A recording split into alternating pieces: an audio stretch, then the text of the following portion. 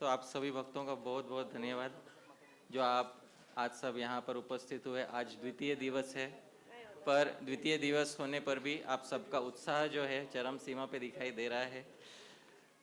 मुझे आशा है कल जो हमने श्रील प्रभुपाद जी के श्रीमद् भागवत में से और श्री हरि सूरी जी के टीका से जो हमने पढ़ा वो आप सबको अच्छा लगा होगा। यदि आप सबको अच्छा लगा है और आप और सुनने के इच्छुक है तो कृपया ज़ोर से हरि बोल कहिएगा। तो मैं विशेष रूप से धन्यवाद देना चाहता हूँ श्रीमान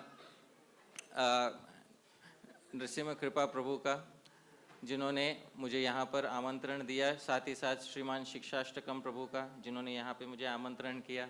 मैं आप सभी का बहुत बहुत धन्यवाद देना चाहता हूँ प्रभु जी।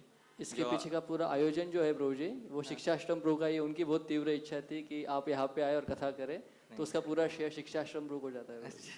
अरे और मैं बहुत बहुत धन्यवाद देना चाहता हूँ आज जो हमारी सभा में उपस्थित हुए हैं वे एक बहुत ही अतिशय महात्मा व्यक्ति के वंशज जो है, जिनकी टीका को हमको पढ़ने का सौभाग्य प्राप्त हो रहा है, जिनकी टीका को हमारे गुरु महाराज ने वर्षों वर्षों तक गाया है। उन श्री हरि सूरी जी के जो वंशज है वे आज यहाँ पर उपस्थित हैं। उनका नाम है श्री सुदर्शन जी। आज वे अपने परिवार सहित यहाँ पर उपस्थित हैं। तो मैं बहुत बहुत आभारी हूँ, क्योंकि शास्त्रों में कहा गया है आत्मा वही जायते पुत्र, पुत्र रूप में व्यक्ति स्वयं प्रकट होता है। तो उनके वंशज के रूप में आज उनका यहाँ पर, उनके परिवार का कोई यहाँ पर उपस्थित है। मैं इनको उनका आशीर्वाद ही मानता हूँ कि उनके आशीर्वाद के रूप में आज उनके वंशज यहाँ पर हम सबके सामने उपस्थित हैं। हम आरंभ करना चाहेंगे। कल हमने जिस जगह पर कथा को अल्प विराम दिया था उस जगह से हम आगे बढ़ना चाहेंगे। कल हमने जिस जगह पे कथा को अल्प विराम दिया था वहाँ पर दामोदर लीला में श्री भगवान ने अपने निचले होंठ को अपने दांतों से दबा दिया था, और निचले होंठ को श्री हरि सूरी जी ने क्या नाम दिया था? अधर। और कल हमने उसका एक कारण देखा था कि भगवान ने क्यों अपने दांतों से अपने अधर को दबाया। आज हम वहीं से आगे बढ़ेंगे, किंतु आरंभ करते समय श्रील प्रभुपाद जी के हम कुछ वचन सुनेंगे। तो श्रील प्रभुपाद जी के वचन अब हमारे सामने यहाँ पर है। देखिए, श्रील प्रभुपाद जी कहते हैं हमें कृष्ण के विषय में सुनना चाहिए। हम हमारे सर्वोच्च पिता श्री कृष्ण को भौतिकता के कारण भूल गए हैं, किंतु यदि हम उनके विषय में श्रवण करें तो उनका स्मरण हमें होने लगेगा। आप सभी भाग्यशाली हैं कि आप सब यहाँ कृष्ण के विषय में सुनने के लिए आए हैं। इसी प्रकार श्रवण करते रहिए और आपका जीवन सफल हो जाएगा। तो ये श्रील प्रभुपाद जी ने अपने प्रवचनों में हम सब के लिए कहा है। तो हम सबको भगवान श्री कृष्ण के विषय में जितना हो सके उतना स्मरण करना चाहिए, श्रवण करना चाहिए, क्योंकि यही जीवन की वास्तविक सफलता है। तो आइए आगे बढ़ते हैं, क्योंकि हम यहाँ पे थे जहाँ पे भगवान उग्रम तो है, वीरम है, पर महाविष्णु नहीं है। भगवान कौन से विष्णु हो गए हैं? लघु विष्णु। देखिए श्रील प्रभुपाद जी क्या कहते हैं। श्रील प्रभुपाद जी कहते हैं जब मैया यशोदा चली गई भगवान को छोड़कर, उस समय श्री कृष्ण को क्रोध आ गया। उनके लाल लाल होंठ फड़कने लगे। दांतों से अधर दबाकर श्री कृष्ण ने पास ही रखे हुए पत्थर से दही का मटका फोड़ डाला। आंखों में बनावटी आंसू भर लिए और दूसरे घर में जाकर अकेले में माखन खाने लगे। आप देख सकते हैं ये उसी दृश्य का चित्र यहाँ पे चित्रांकन किया हुआ है। अब मैंने कल एक कारण तो बताया था कि भगवान ने क्यों अपने दांतों से अपने अधर दबाए, पर श्री हरि सूरी जी यहीं पे नहीं रुकेंगे। श्री हरि सूरी जी उसके पीछे का दूसरा कारण भी बताएंगे। दूसरा कारण बताते हुए हरि सूरी जी कहते हैं भगवान स्वयं पीड़ है। स्वयं पीड़ मतलब खुद को पीड़ा देने वाले हो गए हैं, और उन्होंने ऐसा क्यों किया है उसके पीछे भी एक कारण बताते हैं। ये उन्होंने श्लोक लिखा है, इसका छंद है शार्दूल विक्रीडितम। मैं इसको गाऊंगा, आप मेरे पीछे पीछे दोहराइएगा। यन्मामङ्कगतं पिबन्तमपि च स्तन्यं विहाय प्रसू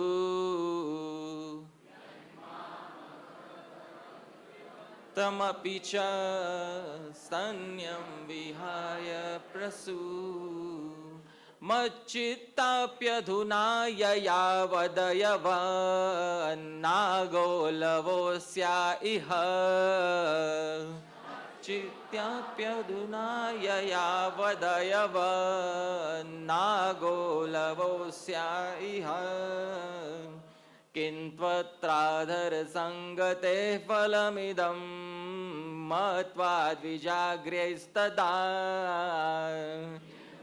त्राधरसङ्गते फलमिदं मत्वाद्विजाग्र्यैस्तदा चक्रे शिक्षितमच्युतस्तमधरं शिक्षेरिता यद्विजात् तमधरं शिक्षेरिता यद्विजा। हरिसूरी जी कहते हैं इस समय, यन माम अंक गतम, मैं माता यशोदा की गोद में बैठा हुआ, पिबंतम अपिच, क्या पी रहा था उस समय? मैं दूध पी रहा था, स्तन पान कर रहा था।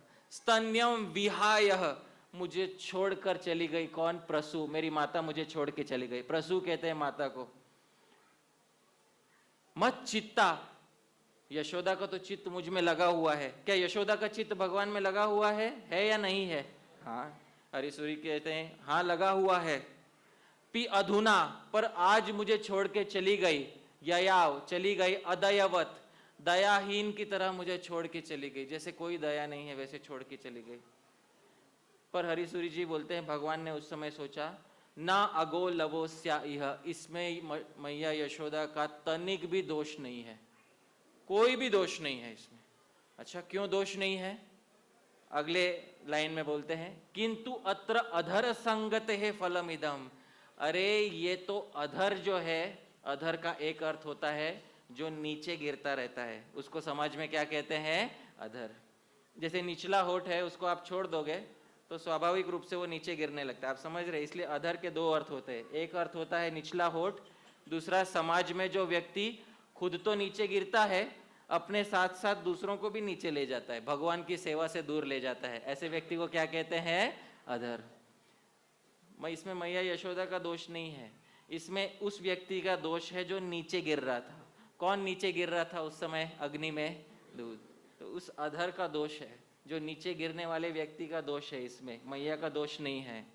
अच्छा, जब समाज में ऐसे अधर लोग भक्तों को भगवान की सेवा से दूर करने लगे तो भगवान ने सोचा तब ऐसे अधरों को समाज में रहने वाले ब्राह्मणों के द्वारा शिक्षा दी जानी चाहिए। दी जानी चाहिए कि नहीं दी जानी चाहिए? दी जानी चाहिए। और ब्राह्मणों को संस्कृत में कहते हैं द्विज। तो बोलते भगवान ने सोचा इस अधर को मैं द्विजों द्वारा शिक्षा दूंगा। किसके द्वारा शिक्षा दूंगा? द्विजों। द्विज का मतलब होता है जो 2 बार जन्म लेता है, और ब्राह्मण 2 बार जन्म लेता है। एक तो माता के गर्भ से जन्म लेता है, फिर उसका जब उपनयन होता है तब दूसरा जन्म होता है। पर द्विज का एक गूढ़ अर्थ है दांत, क्योंकि शरीर में दांत भी 2 बार जन्म लेते हैं। एक बार दूध के दांत होते हैं और एक बार पक्के दांत होते हैं, इसलिए द्विज का दूसरा अर्थ क्या है? दांत। इसलिए भगवान ने सोचा कि अधर को द्विज के द्वारा शिक्षा देना आवश्यक है। ये सोचते हुए भगवान ने अधर को किसके द्वारा शिक्षा प्रदान कर दी? द्विजों के द्वारा, अपने दांतों के द्वारा शिक्षा प्रदान की। ये इसका अनुवाद है। देखिए, मैया यशोदा का चित्त मुझ में लगा हुआ है, किंतु जो उन्होंने मुझे त्याग कर दूध की रक्षा करने में दया का अभाव प्रदर्शित किया, उसमें उनका कोई अपराध नहीं है। यह तो अधर अर्थात समाज में नीचे गिरने वाले लोगों के कारण होता है, और ऐसे अधरों को समाज के सर्वश्रेष्ठ द्विजों द्वारा दंडित करना चाहिए। यही सोचते हुए भगवान ने अधर यानी निचले होठ को द्विजों यानी दांतों के द्वारा प्रताड़ित किया। अच्छा, प्रभुपाद जी ने यह भी बताया था कि भगवान अकेले में जाके माखन खा रहे थे। उस समय हरिसूरी जी बोलते हैं मैं वो अकेले में माखन खाने का गूढ़ रहस्य बताता हूँ।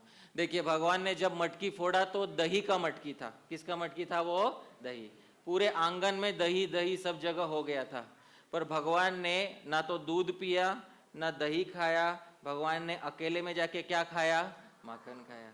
और माखन जो है ये सबका सार होता है, क्योंकि दही को मथने से वो निकलता है, तो वो दही का भी क्या है? वो सार है। सभी दूध का, समस्त दुग्ध पदार्थों का सार है वो मक्खन। उस समय हरिसूरी जी एक श्लोक लिखते हैं, उस श्लोक में बताते हैं कि मक्खन खाना, भगवान ने अकेले में मक्खन खाकर क्या प्रदर्शित किया। ये श्लोक एक कठिन छंद में है, आर्या। मैं इसको गाऊंगा, मेरे पीछे पीछे गाइएगा। विपुलेष्वपि सत्सुरसे, विपुलेष्वपि सत्सुरसे, अन्वेष्टव्यो मनीषिणा सार, अन्वेष्टव्यो मनीषिणा सार, संसारोन्वर्थः स्यात्,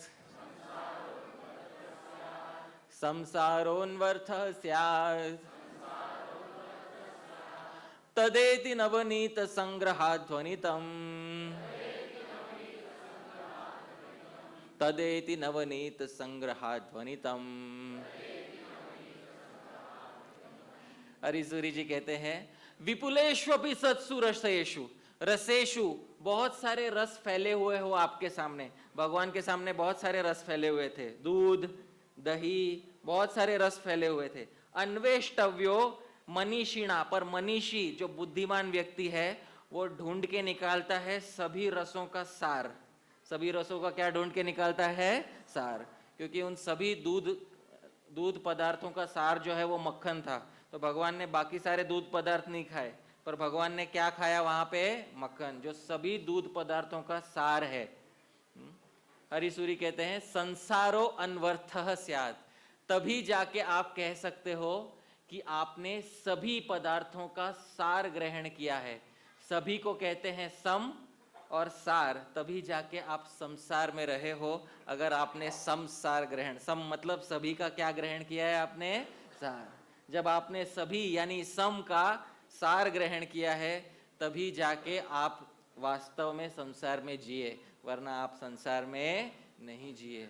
यही भगवान बताना चाहते हैं। अच्छा, इसके पीछे एक और गूढ़ रहस्य भी है जो हरिसूरी जी ने छुपा रखा है। क्या? रस तो कहते, खाने पीने वाले पदार्थ को रस कहते हैं।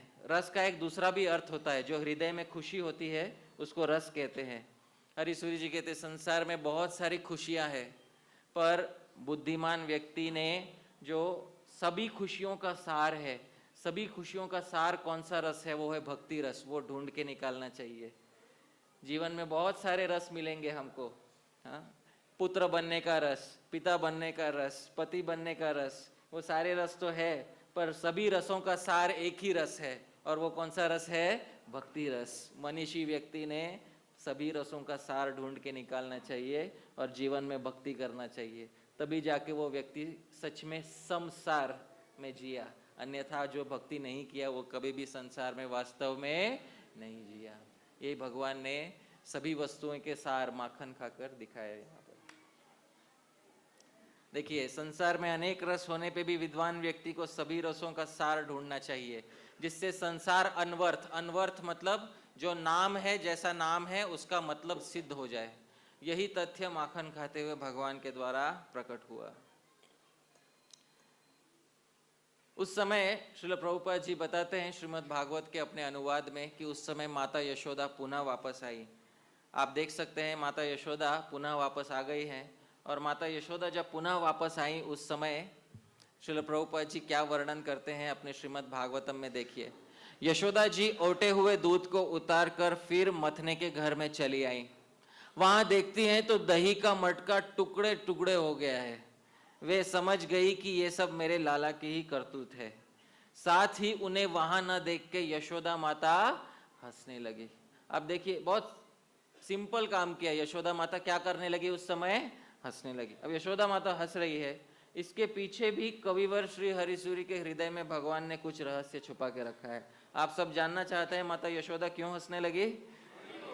तो देखते हैं श्री हरिसूरी जी वहां पर क्या कहते हैं। देखिए, उन्होंने इस श्लोक में माता यशोदा के हंसने का रहस्य बताया है। मेरे पीछे पीछे दोहराइएगा। निरर्थकम दुग्धमिदं प्रयाति त्यासं संयत्नाहमिवावनेस्य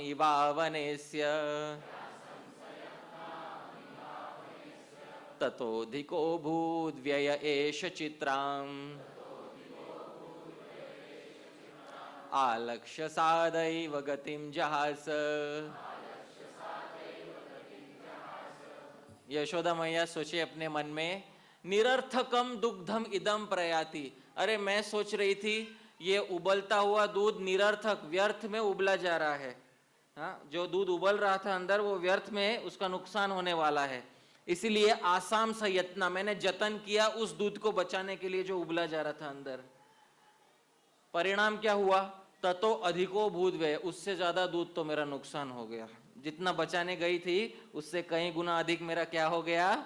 नुकसान हो गया। अरे जो करने गई थी वो कार्य तो हुआ नहीं और उससे बड़ा नुकसान में लेकर बैठ गई। आलक्ष्य सा दैव गतिम, देखो भाग्य की कैसी विडंबना है। इस पर यशोदा मैया हंसने लगे।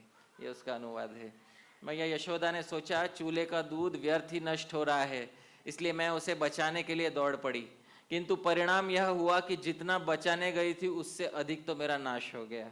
ऐसा सोचते हुए भाग्य की गति पर मैया यशोदा हंसने लगी। अब हमको बहुत साधारण लग सकता है, इसमें कौन सी बड़ी बात है, पर हरिसूरी जी ने इसके पीछे एक बहुत बड़ा न्याय छुपा के रखा, क्योंकि सभी शास्त्रों के ज्ञाता थे। इसके पीछे उन्होंने एक बहुत बड़ा न्याय छुपा के रखा है। न्याय शास्त्र में उस न्याय को कहते हैं वधू माश मापन न्याय। मेरे पीछे दोहराइएगा, वधू माश मापन न्याय। अब ये न्याय क्या होता है, ये श्री हरिसूरी जी ने इस श्लोक में छुपा कर रखा है। क्या न्याय है ये? एक समय की बात है, उज्जैन में एक बहुत बड़ा पंडित था, ब्राह्मण था, उसने एक व्रत लिया था। उसने व्रत क्या लिया? एक दिन हर द्वादशी को, एकादशी का जो अगला दिन होता है, द्वादशी को मेरे घर पे जो भी आएगा याचक मांगने के लिए, उसको मैं एक मुट्ठी भर के माश कहते हैं राजमा को, एक मुट्ठी भर के राजमा दूंगा। ये उसका व्रत था। तो पहले द्वादशी के दिन जो भी उसके घर पे आया याचक, उसको एक एक मुट्ठी राजमा देने लगा। धीरे धीरे उसकी प्रसिद्धि फैलने लगी। अरे हर द्वादशी पे ये ब्राह्मण जो भी जाएगा उसके घर पे उसको एक मुट्ठी भर के क्या देगा? माश राजमा देगा। कुछ द्वादशी के पश्चात बड़ा लंबा लाइन लग गया घर के बाहर। तो ब्राह्मण भी परेशान हो गया, अब मैं क्या करूं। उस दिन तो कैसे कैसे उसने उधार देकर राजमा सबको दे दिया, एक एक मुट्ठी। पर अगले द्वादशी की चिंता उसको उसी दिन से सताने लगी कि मैं क्या करूं। फिर उसके मन में एक बहुत अच्छा उपाय, उसने सोचा मैं एक काम करूंगा, मेरे बेटे की अभी अभी शादी हुई है और जो मेरी वधू है, मतलब बेटे की पत्नी है, वो अभी बहुत छोटी, उसका 18 साल ही उम्र है, उसकी मुट्ठी बहुत छोटी है, अगली बार उसके हाथ से दान कराऊंगा मैं। आप समझ रहे हैं? तो मेरा राजमा कम खर्च होगा। जब अगली बार कुल वधू ने राजमा देने के लिए वहां पे खड़ी रही तो वो इतनी सुंदर थी, सारे भिक्षुक देख के आकर्षित हो गए और आसपास के सभी गांवों में बात फैल गई उसी समय, बहुत ही सुंदर लड़की जो है राजमा दे रही है। परिणाम ये हुआ कि इतनी लंबी लाइन लगी जितनी आज से पहले कभी नहीं लगी थी। आप समझ रहे हैं? तो जितना बचाने गए थे उससे अधिक क्या हो गया? हमारा नुकसान हो गया। इसको कौन सा न्याय कहते हैं? वधू माश मापन न्याय। ये न्याय श्री हरिसूरी जी ने अपने इस ग्रंथ के श्लोक में ये रहस्य छुपा के रखा हुआ है। अच्छा, आपने आज तक ऐसे बहुत सारे लोगों को देखा होगा जो दूसरों के घर में चोरी करते हैं, पर अपने ही घर में चोरी करने वाला चोर, हाँ, इससे पहले शायद आपने नहीं देखा होगा। आप देख सकते हैं अपने ही घर में चोरी करने वाला, हाँ, कौन सा चोर हुआ है। श्रील प्रभुपाद जी बताते हैं वहां पे, इधर उधर ढूंढने पर पता चला कि श्री कृष्ण एक उल्टे हुए उखल पर बैठे हैं। क्या आप देख सकते हैं भगवान को उल्टे उखल पे? सीधे पे नहीं बैठ सकते, क्योंकि सीधे में जो है वहाँ तो उसका भाग जो है खोखला रहता है, उसको उल्टा करेंगे तो उल्टा करके उसके ऊपर बैठे हुए हैं और छीके पर का माखन लेकर बंदरों को खूब लुटा रहे हैं। उन्हें यह भी डर है कि कहीं मेरी चोरी खुल न जाए, इसलिए चौकन्ने होके चारों ओर ताकते रहते हैं।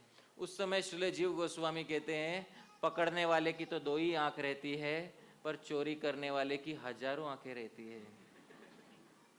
भक्त तो झूठ नहीं बोल रहे हैं, इन्हीं को कहते हैं सहस्र शीर्षा पुरुष सहस्राक्ष सहस्रपात। ये सच में सहस्त्र आंख वाले चोर है। सच बात बोलेंगे तो ये भगवान विष्णु है, जिनके हजारों हाथ है और हजारों आंखें हैं। सच में ये जब चोरी करते हैं तो ये 1000 आंख वाले चोर है। इसलिए चौकन्ने होके चारों ओर ताकते जाते हैं। ये देखकर यशोदा रानी पीछे से धीरे धीरे उनके पास जा पहुंची। उस समय श्री हरिसूरी जी कहते हैं, देखो भगवान का उदार स्वभाव कैसा है। मेरे पीछे दोहराइए, न हि यदेवदान्यस्य सच्शीलम खल संगतः उलूखल कृतावासो प्यौदार्यान्नच्युतोच्युतः। हरिसूरी जी कहते हैं, न हीयते वदान्यस्य, जो दानी व्यक्ति होता है, बहुत दानवीर होता है, न हीयते, उसके दान देने की जो उसका स्वभाव होता है वो कभी कम नहीं होता। खल संगतः, यद्यपि वो व्यक्ति किसी खल के संगत में भी आ जाए। खल कहते हैं दुष्ट व्यक्ति को। किसको कहते हैं? खल, दुष्ट व्यक्ति की संगति में आने पे भी उसका अच्छा गुण जाता नहीं है दान देने का। देखिए ना, यहाँ भगवान खल नहीं, उलू खल, उलू कहते हैं बड़ा, बड़े खल के संगत में बैठे हैं। कौन से खल के संगत में बैठे हैं? उलू खल, यानी बड़े खल की संगत में बैठे हुए हैं। पर बड़े खल के संगत में बैठने पे भी अपने दान करने से भगवान कभी चूके नहीं।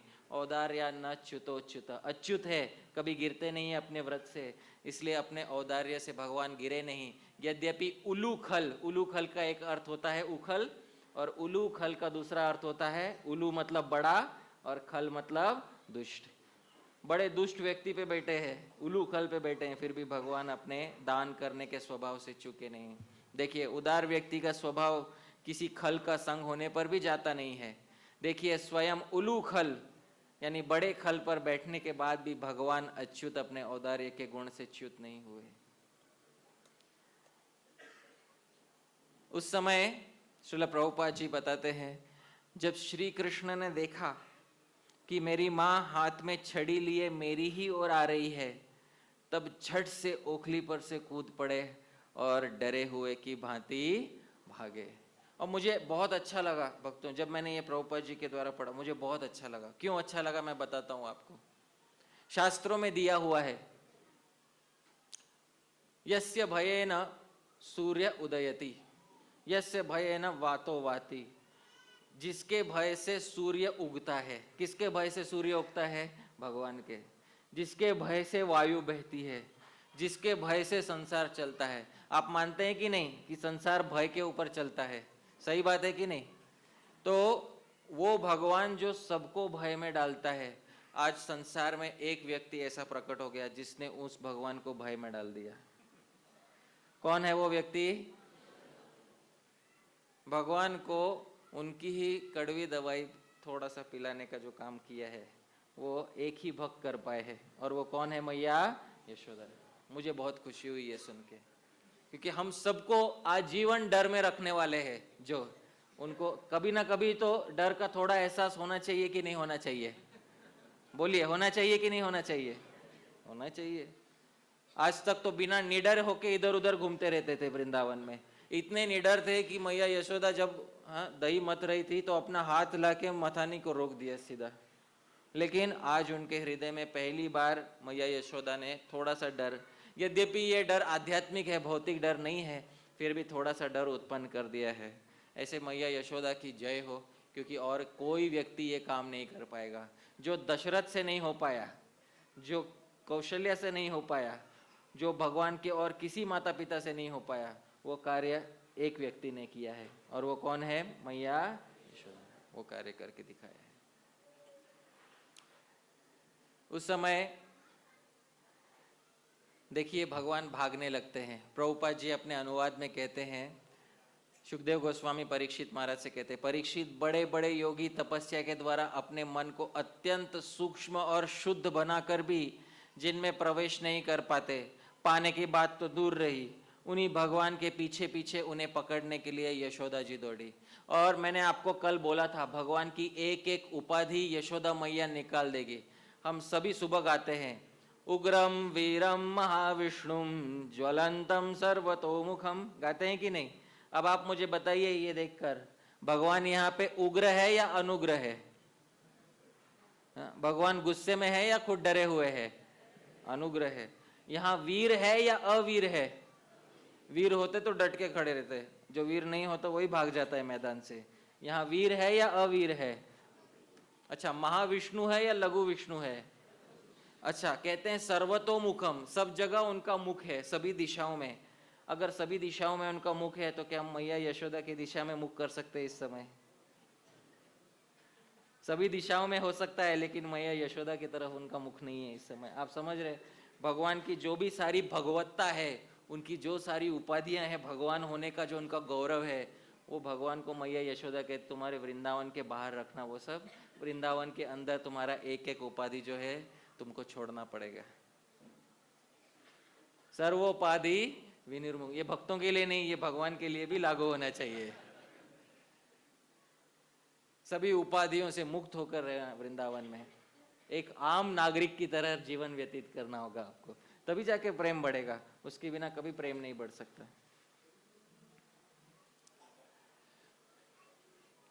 उस समय हरिसूरी जी कहते हैं, देखो भगवान सभी दिशा में देख रहे थे, पर एक दिशा में नहीं देख रहे थे। कौन सी दिशा में नहीं देख रहे थे?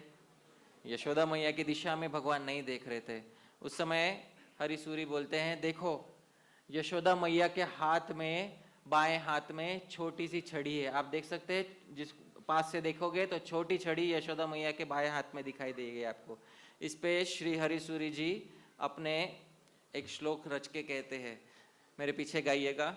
श्लिष्यद्रोषम मनो यावत्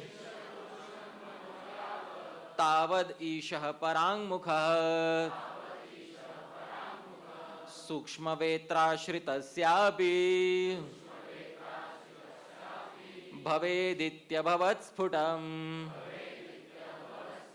श्री हरिसूरी जी कहते हैं, श्लिष्यद रोषम मनो यावत।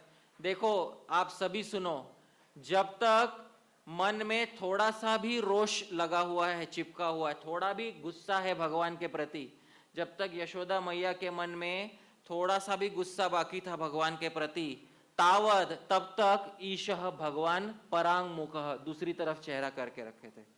आप समझ रहे हैं? जब तक यशोदा मैया के मन में थोड़ा सा भी क्या रह गया था? रोष, तब तक भगवान ने अपना चेहरा उनकी तरफ नहीं किया।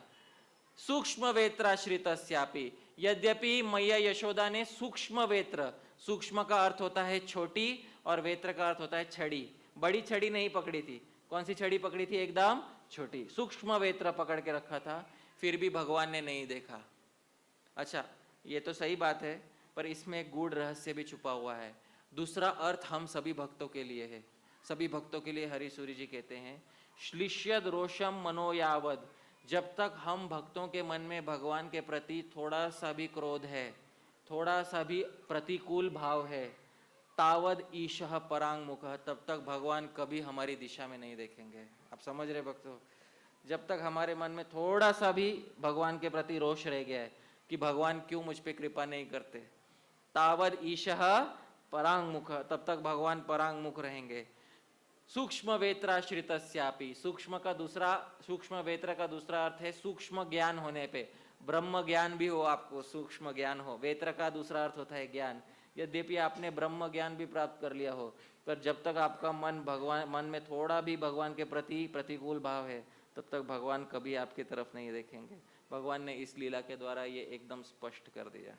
देखिए, जब तक मन में थोड़ा भी क्रोध है, तब तक भगवान भी उस व्यक्ति से परांगमुख रहते हैं, भले ही वह व्यक्ति सूक्ष्म वेत्र यानी छोटी छड़ी या सूक्ष्म ज्ञान वाला ही क्यों ना हो। ये भगवान ने इस लीला से स्पष्ट कर दिया।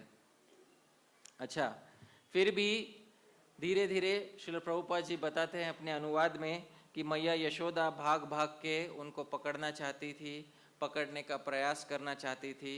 बहुत प्रयास के बाद उन्होंने अंततः भगवान को पकड़ लिया। देखिए श्रील प्रभुपाद जी क्या कहते हैं। प्रभुपाद जी कहते हैं, जब इस प्रकार माता यशोदा श्री कृष्ण के पीछे दौड़ने लगी, तब कुछ ही देर में बड़े बड़े एवं हिलते हुए नितंबों के कारण उनकी चाल धीमी पड़ गई। धीरे धीरे मैया यशोदा थक गई मतलब उनके मन से वो क्रोध निकल गया, क्योंकि बहुत थक गई थी उस समय। श्रील जीव गोस्वामी गोपाल चंपू में कहते हैं, जैसे पूर्व दिशा में एक बड़ा बादल हो और उत्तर दिशा में एक छोटा बादल हो और हवा से दोनों बादल एक ही दिशा में जा रहे हो, तो क्या बड़ा बादल छोटे बादल को कभी पकड़ सकता है? नहीं पकड़। वैसे ही मैया यशोदा ने भी बहुत प्रयास किया, क्योंकि मैया यशोदा का जो शरीर था वो बहुत बड़ा था और कृष्ण का शरीर बहुत छोटा और फुर्तीला था। इस कारण से मैया यशोदा भगवान श्री कृष्ण को पकड़ नहीं पाई।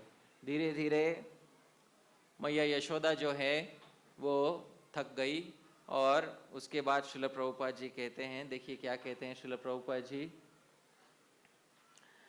वेग से दौड़ने के कारण चोटी की गांठ ढीली पड़ गई। वे ज्यों-ज्यों आगे बढ़ती, पीछे पीछे चोटी में गुंथे हुए फूल गिरते जाते। इस प्रकार सुंदरी यशोदा ज्यों-त्यों करके उन्हें पकड़ सकी। यशोदा मैया श्री कृष्ण का हाथ पकड़कर उन्हें डराने धमकाने लगी। तो बहुत समय तक तो भगवान कृष्ण पकड़ में नहीं आए। फिर एक समय जीव गोस्वामी बताते हैं, भगवान श्री कृष्ण ने थोड़ा रुक के पीछे देखा कि मैया यशोदा किधर है। जब देखा तो तुरंत मैया यशोदा की आंखों में उन्होंने देख लिया। आंखों में देखते ही भगवान सकपका गए और एक ही जगह पे एकदम खड़े हो गए, चित्र की तरह। उस समय मैया यशोदा ने भाग के आके उनका हाथ पकड़ लिया और जब हाथ पकड़ लिया तो पकड़कर उन्हें डराने धमकाने लगे। उस समय श्री कृष्ण की झांकी बड़ी विलक्षण हो रही थी। अपराध तो किया ही था, इसलिए रुलाई रोकने पर भी न रुकती थी। हाथों से आंखें मल रहे थे। देखिए, सबसे पहली बार किसी व्यक्ति ने भगवान को रोने पर मजबूर कर दिया और अपने हाथ से अपने दोनों आंखों को मल रहे भगवान इस समय।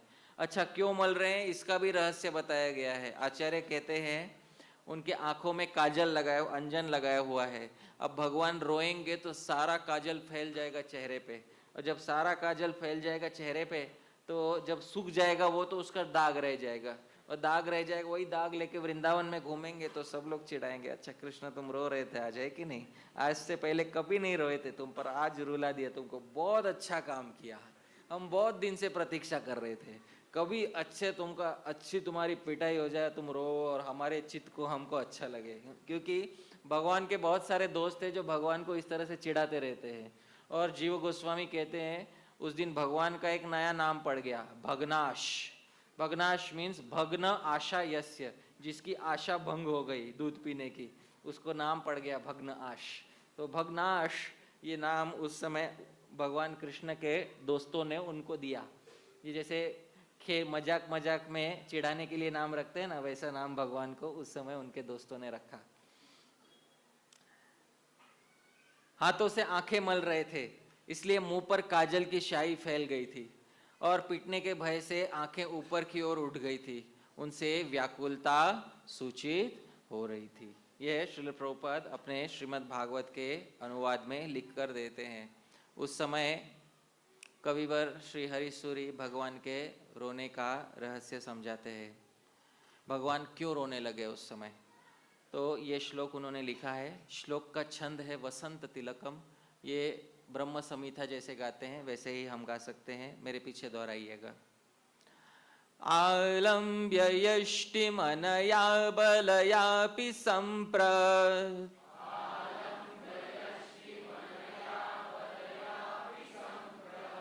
त्यङ्गीकृता सबलतेति विचिन्त्य कृष्ण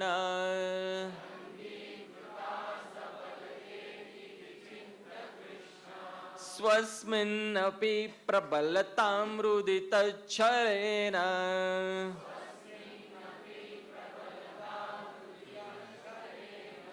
व्यक्ति चकार रुदितम हि बलम शिशूनाम।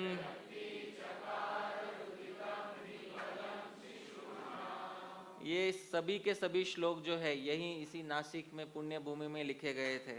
इसी नासिक में बैठ के श्री हरि बाबा शास्त्री, श्री हरि सूरी जी कहते हैं, मैंने 12 वर्ष तक भगवान के लिए तपस्या किया था। जो तपस्या मैंने कल बताया था उसके बाद उन्होंने एक श्लोक में लिख कर दिया है, इत्थम भूरि समर्थितः स भगवान। इस प्रकार बहुत सारी साधन करने पे भगवान स्वयं एक बार प्रकट हुए और मुझे बोला एक चीज, भगवान ने हरि सूरी जी को एक चीज बोला था, यद यद बीजम हम निधाय हृदये क्रीडाम आकर्षम तदा। मैंने जो जो क्रीड़ाएं की द्वापर युग में, उस समय मेरे हृदय में जो जो चल रहा था उस सब का बीज तत्सर्वम तव बुद्धि गोचरम अनायासम कर, तुम्हारे बुद्धि गोचर कर दूंगा अनायास, आसानी से तुमको समझ में आ जाएगा, ऐसा मैं तुम्हारे लिए व्यवस्था कर। लिखो, ऐसा भगवान ने उनको आदेश दिया, तुम सिर्फ लिखो, अपने काव्य शक्ति का प्रदर्शन करो। और उस समय भगवान ने उनको 2 नामों से बुलाया, त्वम चेहार्भक इति, हे अर्भक, हे मेरे पुत्र, मैं तुमको स्वीकार करता हूँ आध्यात्मिक जगत में, बस मेरा एक कार्य करो, मैं तुम्हारे हृदय में ये बीज दे रहा हूँ, इसको लिखो। क्योंकि कोई व्यक्ति, कोई कवि 10, 12, 15 ऐसे श्लोक लिख सकता है, पर 4650 ऐसे श्लोक लिखना और भगवान के समस्त लीलाओं के पीछे का रहस्य समझाना, ये किसी भी मनुष्य मस्तिष्क का कार्य नहीं हो सकता। ये संपूर्ण टीका जो है 10 या 12 वर्षों में लिखी गई थी। 10 या 12 वर्षों में 4650 श्लोक लिखकर निकालना, वो भी श्रीमद् भागवत पढ़ के अपनी पूरी साधना करके, ये किसी मनुष्य के मस्तिष्क का कार्य नहीं है। इन्होंने अपने ग्रंथ में ही लिख कर दिया है कि भगवान ने स्वयं एक बार दर्शन देके मुझे बताया था कि ये सब तुम लिखना, तब जाके मैं इस कार्य में प्रवृत्त हुआ हूँ। उसके पहले मेरी कोई प्रवृत्ति नहीं थी इस कार्य में। मैं अपने साधन में खुश था, साधन भक्ति में मैं खुश था, पर किंतु भगवान ने एक बार दर्शन देकर मुझे जो आज्ञा दी है उस पे मैं, इसलिए मैं लिख रहा हूँ। तो हरिसूरी जी इस श्लोक में रहस्य बताते भगवान क्यों रोने लगे। उसका एक रहस्य इस प्रकार है, भगवान सोच रहे हैं, आलम्ब्य यष्टिम अनया अबलयापि संप्रति। स्त्री का संस्कृत में एक नाम होता है, स्त्री को संस्कृत के कोशों में एक नाम दिया गया है, अबला। तो एक स्त्री का एक पर्यायवाची शब्द होता है, अबला। भगवान श्री कृष्ण सोच रहे थे, ये है तो अबला, यशोदा है तो कौन है, अबला। अबला मतलब स्त्री है, पर आलम्ब्य यष्टिम, अभी हाथ में उसने कुछ पकड़ के रखा है। क्या पकड़ के रखा है इस समय? छड़ी। उससे बन गई है सबला। क्या बन गई है वो? सबला। है तो अबला, पर हाथ में पकड़ लिया यष्टि, छड़ी, और अबला से क्या बन गई है? सबला। और सबला बन के अपनी सबलता दिखा रही है, मतलब अपना ताकत दिखा रही है मेरे सामने। अच्छा, विचिंत्य कृष्ण, कृष्ण भी सोचने लगे मैं भी जवाब देना चाहता हूं। अच्छा, मैं क्या करूंगा, अगर ये सबलता दिखा रही है तो मैं उससे बड़ी प्रबलता दिखाऊंगा। अच्छा, क्या प्रबलता दिखाओगे? आखिरी लाइन में हरिसूरी जी कहते हैं, रुदितम ही बलम शिशु नाम। अरे बच्चों का एक ही बल होता है। क्या बल होता है? रोना।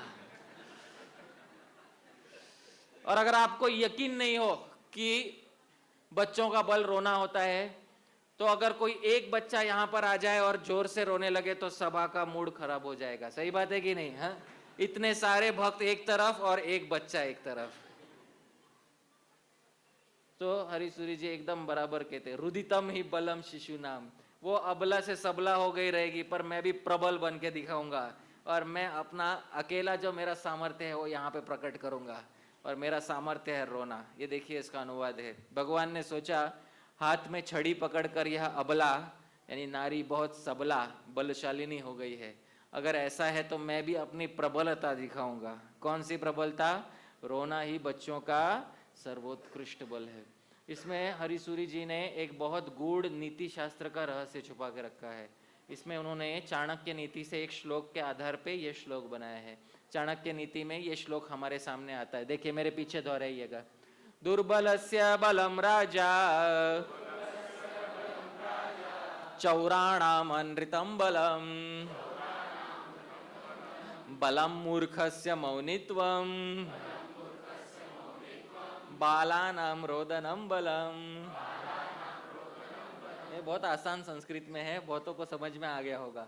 दुर्बलस्य बलम राजा। दुर्बल व्यक्ति का बल कौन होता है? राजा। यानी सरकार या राजा जो है वो दुर्बल व्यक्ति का बल बनता है। यदि कोई बहुत बलशाली व्यक्ति किसी के खिलाफ कुछ गलत कार्य कर दे तो सरकार दंड दे सकती है उस बलशाली व्यक्ति को। चौराणाम, और चोरों का बल क्या है? अनृतम, झूठ बोलना चोरों का बल है। जब तक चोर झूठ बोल रहा है तब तक वो बलशाली। जैसे ही सच बोल दिया उसने, एक बार भी सच बोल दिया उसने, वहां पकड़ा गया वहीं पे। चौराणाम अनृतम, झूठ बोलना ही उसका बल है। बलम मूर्खस्य, मूर्ख व्यक्ति का बल होता है क्या? मौनित्व, चुप रहना मूर्ख व्यक्ति का बल है। आप समझ रहे? जब तक मूर्ख व्यक्ति चुप रहेगा तब तक वो बलशाली है। जैसे मुंह खुल गया उसका वही बल चला गया। समझ में आ जाएगा ये एक नंबर का मूर्ख व्यक्ति है ये। और बाला नाम रोदनम बलम, और बच्चों का एक ही बल है। क्या बल है? रोना। ये बात है। इसलिए प्रभुपाद जी हमेशा कहते थे यदि हरे कृष्ण महामंत्र का जप करना है तो ऐसे जप करना चाहिए जैसे कोई बच्चा अपनी माता के लिए रो रहा हो। क्योंकि जब बच्चा माता के लिए रोने लगता है बाकी सारे काम जो है वहीं के वहीं रह जाते हैं, और बच्चों के रोने का बल बाकी सभी बलों से अधिक रहता है। इसलिए हमको भगवान के लिए रोना चाहिए। तो आप देख सकते हैं हर एक श्लोक में, किसी श्लोक में न्याय शास्त्र, किसी श्लोक में नीति शास्त्र, किसी श्लोक में अलग अलग रहस्य जो है उन्होंने छुपा कर रखे हुए हैं। अच्छा, हरीसूरी जी बोलते हैं भगवान अपनी आंखें मल रहे हैं। आंखें मलने का भी तो रहस्य होना चाहिए कि नहीं? तो फिर आंखें मलने का रहस्य हरीसूरी जी बताते हैं। मेरे पीछे दोहराइएगा। मदन्ववायादिमयोर्हिमाहिमोस् श्रयो कलंकम मम चाक्षिरूपयो कथम सहेनन वितिरोदनच्छलात् तदंजनम क्षालयति स्म पाणिना। हरीसूरी जी कह रहे इस समय मद अन्ववाय, अरे मेरे बहुत बड़े बड़े दो परिवार हो चुके इतिहास में। कौन से दो परिवार हो चुके जिनमें मैंने जन्म लिया? एक है सूर्य वंश और दूसरा कौन सा वंश है? चंद्र वंश। ये मेरे अन्ववाय, मेरे परिवार है दोनों बड़े बड़े। हिमा हिमो, हिम कहते हैं चंद्र को, अहिम मतलब जो गर्म है वो कहते हैं सूर्य को। हिमा हिमो, ये हरीसूरी जी का शब्द प्रयोग है। मद अन्ववायादि मयो हिमा हिमो, ये मेरे दो वंश है और उस वंश के आदि पुरुष है सूर्य और चंद्र। और भगवत गीता में मैं ही कहने वाला हूँ, मेरी एक आंख सूर्य है और मेरी दूसरी आंख क्या है? चंद्र। और इन दोनों महापुरुषों पे, सूर्य और चंद्र पे अभी अपयश का कलंक लग रहा है, और मैं अपने ही वंश के पूर्वजों पे कलंक कैसे लगने दूं? ये संभव नहीं है। मैं अपने हाथों से अपने पूर्वजों का कलंक मिटाऊंगा। ये सोचते हुए भगवान अपने दोनों हाथों से अपने आंख मलने लगे।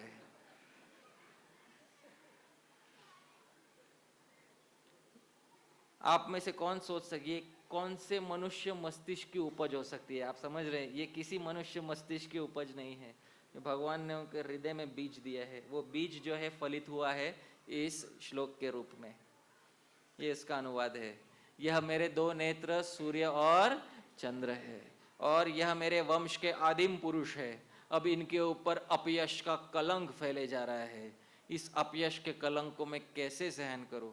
यह सोचते हुए श्री हरि ने अपने ही नेत्रों को अपने हाथों से मल दिया ताकि अपने आदिम पुरुषों के ऊपर लगे हुए कलंक को वो मिटा सके। उस समय प्रभुपाद जी ने एक और बात भी कहा था अनुवाद में, भगवान बहुत भयभीत आंखों से देख रहे थे मैया यशोदा को। अब भगवान में कौन सा भय? एक तो बोलते हैं भजहु रे मन श्री नंदनंदन अभय चरणारविंद, जिनके चरण में अभय है। आंखों की बात छोड़ दो, जिनके किस में अभय है? चरण में। उनके चरण में अभय, उनके आंखों में भय कैसे हो गया? ये सवाल श्री हरिसूरी जी पूछते हैं, और उसका एक कारण होना चाहिए। क्या कारण है वो हमको बताते हैं। देखिए, भगवान की आंखों में आपको भय दिखाई दे रहा है कि नहीं दिखाई दे रहा है? तो दिखाई दे रहा है, तो उसके पीछे का रहस्य भी देखिए। देखिए हरिसूरी जी कहते हैं, मेरे पीछे दोहराइएगा। तवाभिधानं षडरी प्रभंजकम भुवीति सद्भिर्यदहं प्रकीर्तितः मयि स्थिते द्वेषिणि रोषसंभवः कथं जनन्यामिति तादृशे क्षणः। हरिसूरी जी बोलते हैं दूसरे लाइन में, देखिए, भुवीति सद्भिर, भुवी इस संसार में जो भी सद्भिर, जो भी साधु है, आप सब इस्कॉन मंदिर में आते होंगे, आप सब ने बहुत सारे साधु देखे होंगे, बहुत सारे ब्रह्मचारी भक्त है, गृहस्थ भक्त है, ये सब के सब साधु है। यदा हम प्रकीर्तित, ये सारे साधु, भगवान कृष्ण सोच रहे, सारे साधु मेरा गुणगान करते हैं। क्या गुणगान करते हैं? पहले लाइन में वो गुणगान दिया है, तव अभिधानम, कृष्ण आपका नाम, षड अरि प्रभंजकम, 6 शत्रुओं को मारने वाला है। अभिधान कहते हैं नाम को, भगवान का नाम षड अरि प्रभंजकम, 6 शत्रुओं को मारता है। अच्छा, कौन बता सकते हैं मुझे 6 शत्रु क्या है मनुष्य के? काम, क्रोध, लोभ, मोह, मद, मात्सर्य, 6 शत्रु है सभी मनुष्यों के। और ये सभी भक्त जो है ना, जो इस्कॉन मंदिर में सभी बोलते हैं, क्या बोलते हैं? तवाभिधानम, भगवान सोच रहे, सभी भक्त लोग बोलते हैं कि भगवान आपका नाम 6 शत्रुओं को खत्म कर देता है। सही बात है कि नहीं? करता है कि नहीं भगवान का नाम 6 शत्रुओं को खत्म? हाँ, करता है। भगवान सोच रहे हैं अगर ऐसा है, मेरा नाम तो छोड़ो, मई स्थित है, मैं यहाँ पे स्वयं हूँ, मेरा नाम नहीं, यहाँ स्वयं मैं खड़ा हूँ। द्वेषिणी रोष कैसे, फिर भी यशोदा मैया में रोष क्रोध कैसे रह गया, ये मैं नहीं समझ सकता। आप समझ रहे, मेरा नाम छोड़ दो, यहाँ मैं साक्षात हूँ, फिर भी यशोदा मैया में क्रोध रह गया। सारे लोग, इतिहास इस बात का साक्षी रहेगा कि मेरे रहते रहते क्रोध वहाँ पे मौजूद था, जबकि मेरे नाम लेने से क्रोध चला जाता है। पर अब इतिहास में मुझ पे, इतिहास में जब लोग पीछे देखेंगे तो बोलेंगे अरे इतना बड़ा बड़ा बात करते थे, पर इनके रहते रहते मैया यशोदा में क्रोध रह गया। अब ये जो है मुझसे सहन नहीं होगा, इसलिए भगवान डर के देखने लगे मैया यशोदा की तरफ कि अभी बंद करो, क्योंकि अभी मेरी जो प्रशस्ति है वो भी नीचे जाने वाली है। जितना आप में क्रोध अधिक रहेगा उतनी मेरी प्रशस्ति नीचे जाने वाली है। इसलिए भगवान डर के मैया यशोदा की तरफ देखने लगे। देखिए यहाँ पे अनुवाद है, सभी साधु यह कहते हैं कि कृष्ण आपका नाम काम, क्रोध, लोभ इत्यादि 6 शत्रुओं को मारता है। अब मेरे नाम की बात तो रहने दीजिए, मैं स्वयं यहाँ उपस्थित हूँ, फिर भी मैया यशोदा के मन से क्रोध नहीं गया, मेरी प्रतिष्ठा पर आंच आने वाली है। यह सोचकर हरि भयभीत नेत्रों वाले हो गए। अच्छा, उस समय श्रील प्रभुपाद जी बताते हैं कि भगवान को भयभीत देखते हुए मैया यशोदा ने हाथ से छड़ी त्याग कर दिया। देखिए प्रभुपाद जी कहते हैं, जब यशोदा जी ने देखा कि लाला बहुत डर गया है, तब उनके हृदय में वात्सल्य स्नेह उमड़ आया, उन्होंने छड़ी फेंक दिया। छड़ी जैसे ही हाथ से फेंक दिया, उस हाथ से भगवान को पकड़ लिया, भगवान का हाथ पकड़ लिया। उस समय हरिसूरी जी बोलते, देखो बहुत इंपॉर्टेंट बात है यहाँ पे, एक हाथ से छड़ी फेंक दिया, दूसरे हाथ से भगवान का क्या पकड़ लिया? हाथ पकड़ लिया। उस समय हरिसूरी जी बोलते, बहुत इंपॉर्टेंट बात है, सभी भक्त लोग सुनिए। तावत् जडाश्रयो युक्तो न यावत् चेतनागमः युक्तं श्रीशकरं धृत्वा साजहौ यष्टिकां जडाम्। हरिसूरी जी कहते हैं, तावत जड़ आश्रयो युक्तो, जड़ प्रकृति, हम सब इस जड़ प्रकृति भौतिक प्रकृति में रह रहे हैं। जड़ का आश्रय तब तक युक्त, तब तक ठीक है, मतलब भौतिक संसार में रहना तब तक ठीक है, न यावत चेतनागमः, जब तक आध्यात्मिक जीवन से आपका संपर्क नहीं हुआ हो। आप समझ रहे, जब तक आध्यात्मिक जीवन से हमारा संपर्क नहीं हुआ है, भक्तों से हमारी मुलाकात नहीं हुए, तब तक हमको कौन सी शक्ति का आश्रय लेना पड़ेगा? माया शक्ति। वो ठीक है, जिसको भक्त नहीं मिला जीवन में आज तक, तावत जड़ाश्रय, तब तो उसका जड़ आश्रय लेना ठीक है। पर एक बार चेतनागम, एक बार आध्यात्मिक चेतना का आगम हो गया, उस समय जड़ का आश्रय लेना उचित नहीं है। यही बात मैया यशोदा ने दिखाई, जैसे ही भगवान का हाथ पकड़ा, चेतन पकड़ा, उसी समय जड़ को छोड़ दिया। आप समझ रहे हैं, जैसे ही मैया यशोदा ने भगवान के पूरे चिन्मय हाथ को पकड़ लिया, उससे पहले ही मैया यशोदा ने जड़ लकड़ी का त्याग कर दिया। देखिए, जड़ वस्तु का आश्रय तब तक लेना चाहिए जब तक चेतना का आगम हो ना जाए। यही तथ्य उजागर करने के लिए चिन्मय भगवान का स्पर्श होते ही मैया ने जड़ लकड़ी को त्याग दिया। अच्छा, उस समय जीव गोस्वामी बोलते हैं कि मैया यशोदा और भगवान श्री कृष्ण में वाद विवाद छिड़ गया। आप सब जानना चाहते हैं क्या वाद विवाद छिड़ा है जीव गोस्वामी के मुख से? देखिए उन्होंने क्या लिखा है, मेरे पीछे पीछे दोहराइए। अहो राजा सी चोराणा, चोरास्त्वत् पितृगोत्र जा। मैया यशोदा कृष्ण को कहती है, अहो राजा सी चोराणाम, ओ चोरों के सरदार, चोरों के राजा। उस समय कृष्ण यशोदा मैया को कहते हैं, कृष्ण का ईगो हर्ट हो गया उस समय। चोरी करना तो पसंद है उनको, पर चोर कहलाना पसंद नहीं है। भगवान का ईगो हर्ट हो गया उस समय। भगवान बोलते हैं, चोरास्त्वत् पितृगोत्र जा, मेरे परिवार के बारे में कुछ बोलना नहीं, मेरे बारे में बोलना नहीं। चोर तुम्हारे पिता के गोत्र में होते होंगे, हमारे नंद महाराज के गोत्र में। इस प्रकार सीधा, अहो राजा सी चोराणाम चोरास्त्वत् पितृगोत्र जा। सीधा भगवान ने मैया यशोदा को क्या बोला।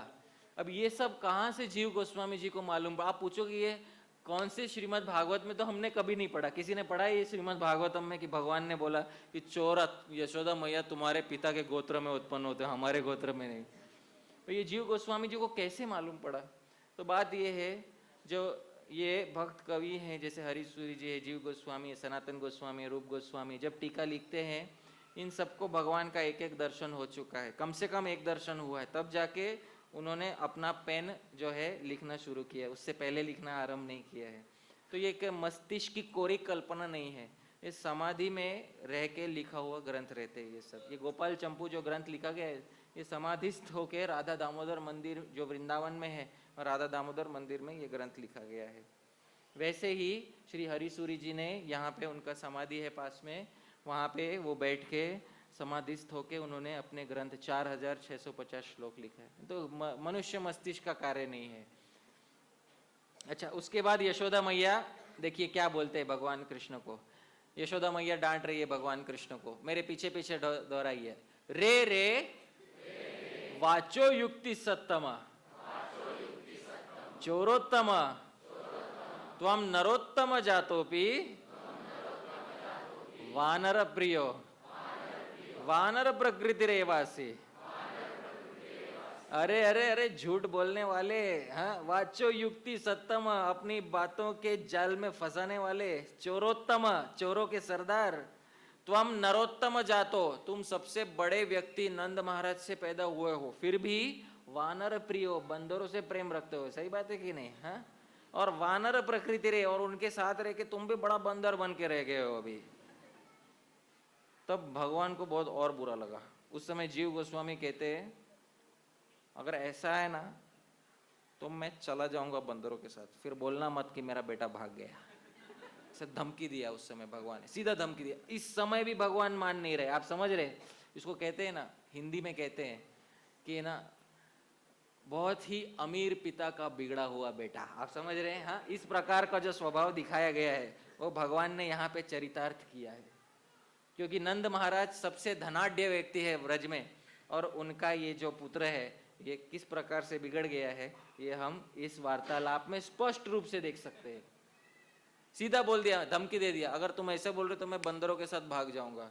तब मैया यशोदा ने हाथ पकड़, मैं सब पूरा संस्कृत यहाँ पे नहीं ला पाया हूँ, पर जीव गोस्वामी ने गोपाल चंपू में जो बताया मैं उसको थोड़े में बताता हूँ। यहाँ पे मैया यशोदा ने हाथ पकड़ के सवाल पूछा, क्यों रे, सच बात बता, वो मटकी किसने फोड़ी? अब आप एक बात बताइए, भगवान सत्य बोलते हैं या झूठ बोलते हैं?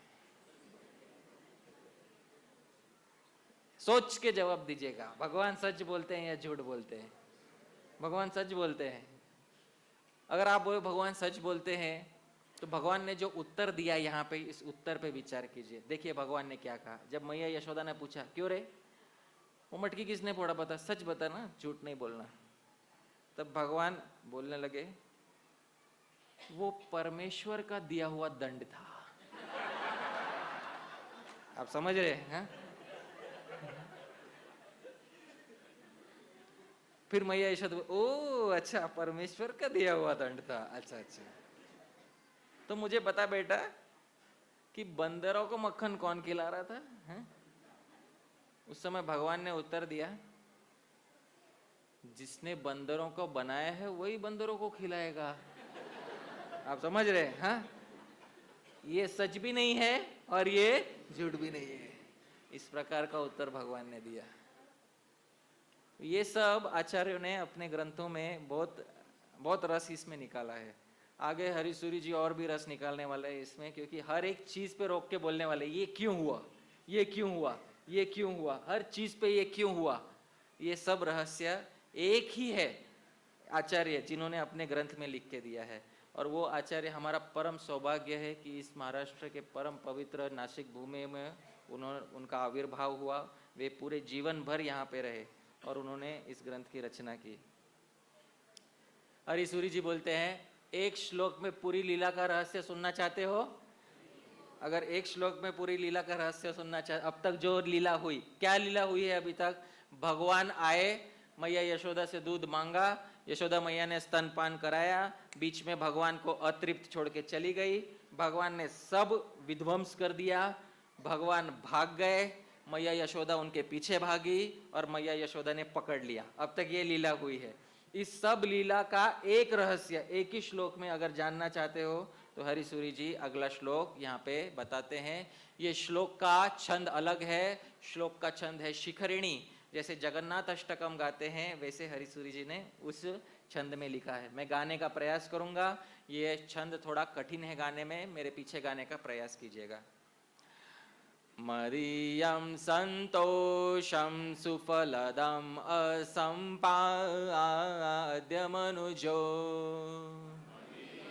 संतोषं सुफलदम् असम्पाद्य मनुजो, यदि क्षुद्रे किंचित् फलनिधेन कर्मण्यभिरता,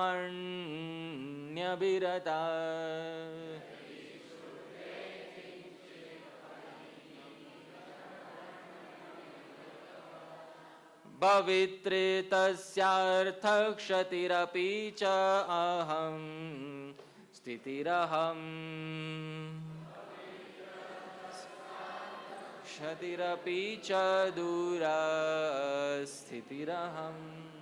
पुनर्मद्गामी चेत् प्रतिपदम् अहं तस्य सुलभः।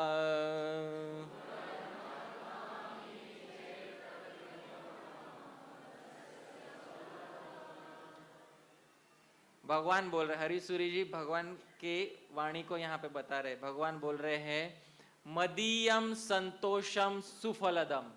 जीवन में यदि कोई मुझे संतोष देता है तो वो सुफलदम, बहुत बड़ा फल प्रदान करेगा आप सबको।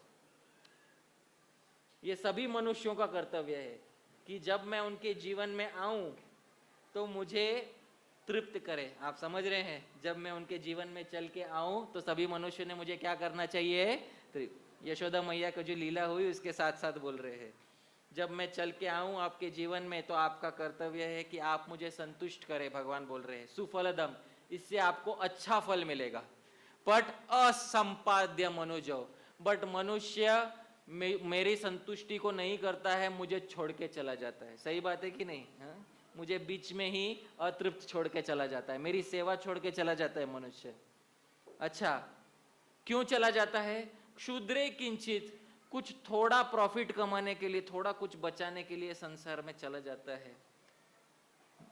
फलिनी दीन कर्मणि अभिरत, इस प्रकार दूसरे कर्म में लग जाता है और मेरा संतोष नहीं करता है। भवित्री तस्य, उससे क्या होता है? अर्थ क्षतिरपि, वो जो चीज बचाने के लिए गया है, जो कमाने के लिए गया है, उससे बड़ा उसका नुकसान मैं कर बैठता हूं। सही बात है कि नहीं? और दूसरी बात तो सुनिए, दूर स्थिति रहम, और उसके जीवन से मैं भाग जाता हूं, दूर भाग जाता हूं। अच्छा, पुनर्मदगामी चेत, बट ऐसा भक्त भी यदि मेरे पीछे फिर से दौड़ने लगे, प्रति पदम अहम तस्य सुलभ, हर पद जो मेरी तरफ लेगा मैं उसके लिए और भी निकट आता जाऊंगा और सुलभ हो जाऊंगा।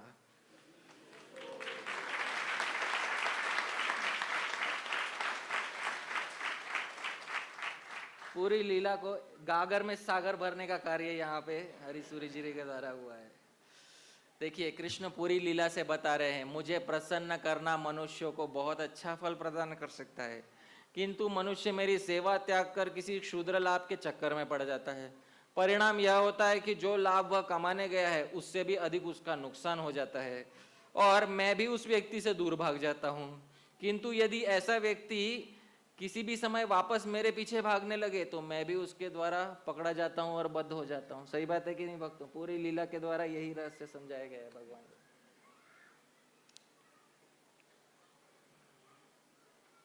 उस समय श्रील प्रभुपाद जी बताते हैं कि मैया यशोदा भगवान को बांधने का प्रयास करने लगी। क्यों? जीव गोस्वामी बोलते हैं मैया यशोदा को डर लगा, सच में भाग गया बंदरों के साथ तो कह नहीं सकते इसको इधर बांध के रखना ठीक, क्योंकि कल इंद्र पूजा का महोत्सव है, ये कहीं भाग गया तो बहुत बड़ी दिक्कत हो जाएगी। इसको कहीं किसी जगह पे शांत रहने, थोड़ा समय शांत रहेगा, इसका दिमाग ठंडा हो जाएगा। प्रभुपाद जी बोलते श्रीमद् भागवत में, सच पूछो तो यशोदा मैया को अपने बालक के ऐश्वर्य का पता ही नहीं था, जिसमें ना बाहर है ना भीतर है, ना आदि है ना अंत है, जो जगत के पहले भी है बाद में भी रहेंगे, जगत के भीतर भी है और बाहर रूप में भी है, और तो क्या जगत के रूप में वो स्वयं ही है। यही नहीं, जो सभी इंद्रियों से परे है और अव्यक्त है, उन्हीं भगवान को मनुष्य सा रूप धारण करने के कारण पुत्र समझकर यशोदा रानी रस्सी से उखल में ठीक वैसे ही बांध देती है जैसे कोई साधारण सा बालक हो। जब माता यशोदा अपने उद्यमी और नटखट लड़के को रस्सी से बांधने लगी तो वो रस्सी कितने उंगली छोटी पड़ गई? 2। अच्छा, आज तक हम सबने सुना है कि रस्सी 2 उंगली छोटी पड़ गई। क्यों पड़ गई? क्योंकि 2 उंगली, श्रील विश्वनाथ चक्रवर्ती ठाकुर ये बताते हैं हमको कि 2 उंगलियों का क्या अर्थ है। पहली उंगली का अर्थ क्या है? प्रयास, उनमें थोड़ा प्रयास कम रह गया था। और दूसरी उंगली का क्या अर्थ है? भगवान की कृपा। तो ये श्रील विश्वनाथ चक्रवर्ती ठाकुर की उत्प्रेक्षा है। तो इस समय श्री हरिसूरी जी कहते हैं, पहले एक बात तो मैं बताना चाहता हूँ, मेरी बात भी सुनिए। क्या है? यशोदा मैया ने उखल से ही क्यों बांधा? घर में तो बहुत सारे वहां पे खंबे हैं, उसमें भी बांध सकती थी, पर यशोदा मैया ने किससे बांधा भगवान को? उखल से ही बांधा। देखिए यहाँ पे भगवान को उखल से बांधा जा रहा है। हरिसूरी जी वहां पे एक श्लोक लिखते हैं, मेरे पीछे दोहराइएगा। अयम चौरश्चौर कर्मण ये तत्साहाय्य भागभूत इति वीक्ष द्वयोर्बन्धार हताम तत्र बबंधतम। हरिसूरी जी कहते हैं, याद कीजिए भगवान ने जब चोरी किया था और दूसरों को बांट रहे थे, किसके ऊपर बैठ के बांट रहे थे? उखल पे। इसलिए यशोदा मैया सोची, अयम चौरा, ये कृष्ण तो खुद चोर है और ये उखल चोर का साथीदार है। आप समझ रहे हैं? ये तो खुद चोर है और दूसरा चोर का साथीदार है। इसलिए यशोदा मैया ने चोर और चोर के साथी को एक दूसरे से बांध दिया। आप समझ रहे? हरिसूरी जी ये नहीं कहते कि यशोदा मैया ने भगवान को उखल से बांध दिया। हरिसूरी जी कह रहे हैं यशोदा मैया ने भगवान और उखल को एक दूसरे से बांध दिया, क्योंकि एक तो खुद चोर है और दूसरा चोरी के कार्य में सहायता करने वाला है, इसलिए दोनों को एक साथ बांध दिया। देखिए, एक तो स्वयं चोर है और दूसरा चोर का साथी है, ऐसा मानते हुए मैया ने दोनों को एक दूसरे से बांध दिया। अच्छा, उस समय मैंने एक कारण तो बताया, बंधन संभव नहीं हुआ क्योंकि 2 उंगली छोटा पड़ गया था।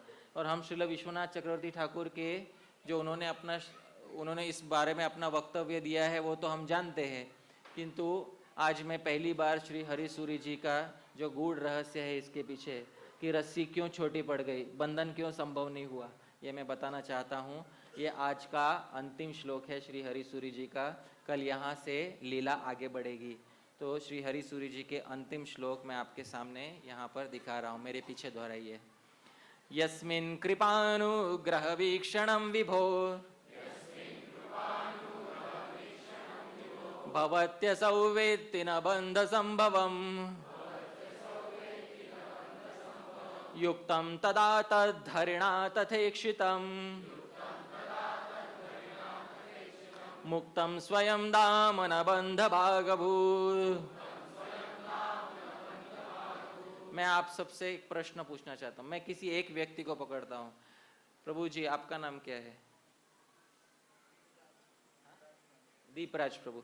दीपराज प्रभु, हरीसूरी जी एक सवाल पूछते, मैं आपसे पूछता हूँ, आप हाँ या ना में जवाब दीजिएगा, ठीक है? सॉरी, आज मैंने आपको पकड़ लिया है। यस्मिन कृपानुग्रह वीक्षणम, अगर भगवान एक समय आपके सामने प्रकट होके आपको देख ले, आप पे दृष्टि डाल ले, तो आप इस संसार में बद्ध रहोगे या मुक्त हो जाओगे? आप सभी मानते हैं कि नहीं? अगर भगवान एक बार भी प्रकट हो जाए किसी के सामने और आपको देख ले, आप बद्ध रहोगे या मुक्त रहोगे? मुक्त रहेंगे। भगवान का दर्शन करना हमारे जीवन का एकमात्र लक्ष्य है। श्रील भक्ति विनोद ठाकुर कहते हैं, जन्म सफल तार कृष्ण दर्शन जार, भाग्य हुई अच्छे एक बार।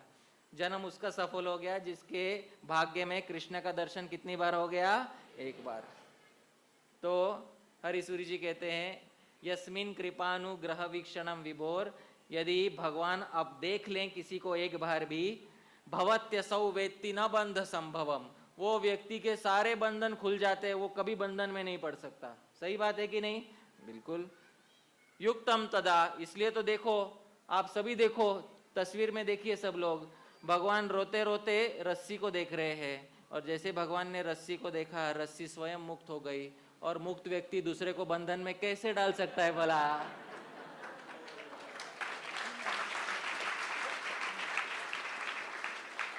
जो खुद मुक्त हो गया वो दूसरे को क्या बंधन में डालेगा? इसलिए वो रस्सी भगवान को उस समय बांध नहीं पाए।